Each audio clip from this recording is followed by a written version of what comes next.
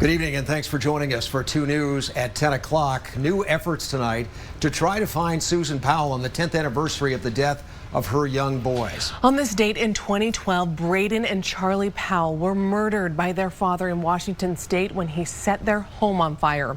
Ariel Harrison is on our top story tonight. And Ariel, this new search for Susan, it sounds like it's pretty intense. Well, a friend of Susan Powell, who has never been found to this day, told me volunteer searchers have been in the West Desert for the past 6 days. Their focus is a deep, dark mine.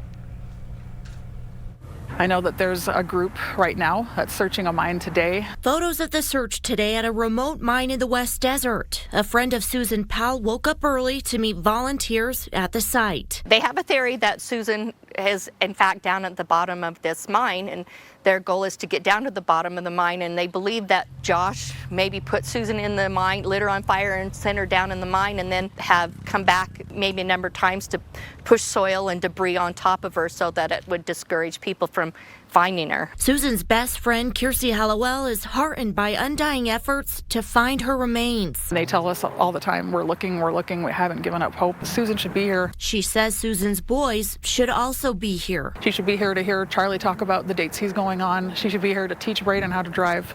They would have been 15 and 17. Debbie Caldwell still runs the daycare where Braden and Charlie were cared for. Charlie was very inquisitive. And where they played. Braden was all about cars and blocks, and he was a tease. This is not a milestone day.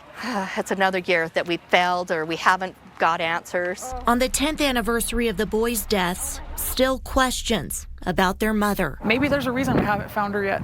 Maybe having her story brought up again and again and again in the news helps somebody else who could end up like her get out in time before it's too late. Now, Debbie actually gave me this wristband. She leaves them everywhere she goes in the community. As you notice, it's purple. One of Susan's favorite colors, which is also the color for domestic violence, and it says on it, "Find Susan." And then on the inside is actually the website for the Susan Cox Powell Foundation. Now, to honor Susan and her boys right now, the friends are asking everyone to perform an act of service because that's what Susan would do if she was here. Reporting live in the newsroom, Ariel Harrison, KUTV 2 News.